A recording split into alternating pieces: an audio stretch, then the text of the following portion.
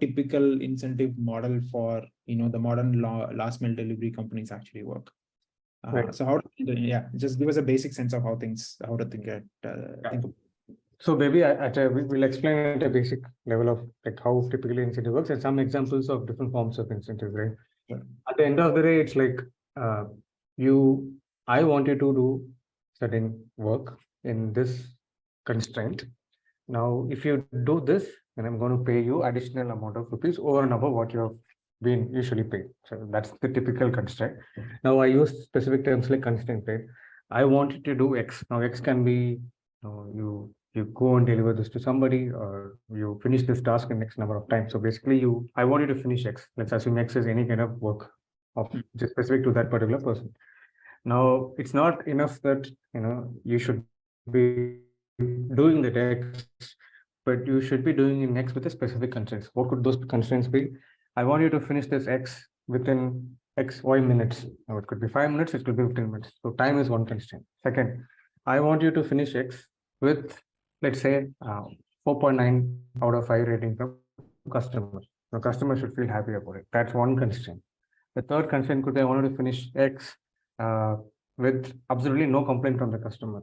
Like that's another constraint. So if you put these constraints of things, now you need to get this deliver X within 5 minutes. So you see the constraints can be numerous, but as a basic level, it's to motivate people in a way which matters to do X, which is in principle helps the business as well as the customers, so that as a return for the job well done, the companies kind of reward the people who do the job with an additional amount over and above the amount that they usually get paid for the particular job. I think that's what the incentive is. Some examples that I can think of, again, let's say you do X tasks within 1 hour. Let's say you get about 200 rupees. Let's Now, take we'll do X plus 10.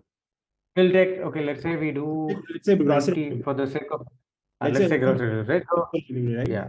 So how do, like, I'm an employee, I come for, let's say 8-9 hours a day. I'm going to deliver the groceries in this like 10-15 minutes, whatever constraint that you actually have. So how does the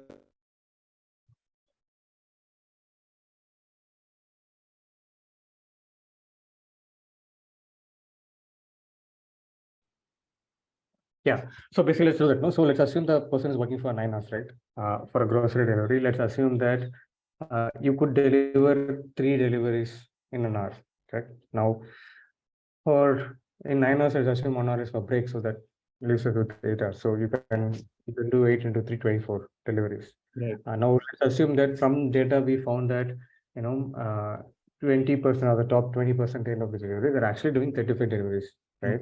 And let's say it impacts your unit economics by 4 rupees or whatever. And all these numbers are, but you get the point. Now, this top 20 percentile of the people are running at an average of 35 deliveries per day.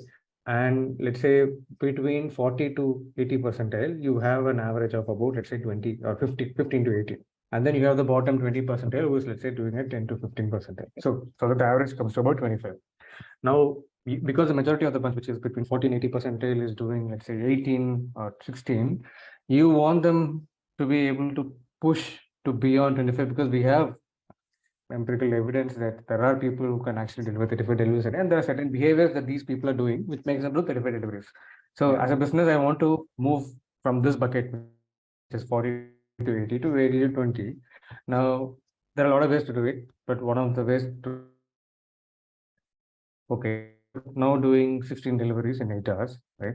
Now today, if you hit 20, let's say 20 deliveries, I'm going to give you plus 50 rupees. Okay. Now he will, typically it's a level ladder, right? Like 16 to 25 seems like a lot of jump. So that's a step function. So you go from 16 to 18, 18 to 20, 20 to 20, 25. Of course, the rewards also increase accordingly. Now, what happens to the human mind? He gets tempted. Like I want, now everything is revolving around the target. They will go the extra boundaries to kind of get that particular money. So they kind of start working hard. Of course, it doesn't work with everybody, but significant majority of the people will get motivated, who are very serious about the work they do, and that kind of motivates them because there is a reward at the end, and hence I'm going to do the work now. And because the rewards are also instantaneous, when I say instantaneous, I get it today, right? I don't need to wait for a month to realize the reward. So the realization of the reward is pretty soon today, and hence they work towards getting the reward. And that's how incentives are being used to increase the productivity of a person. Okay.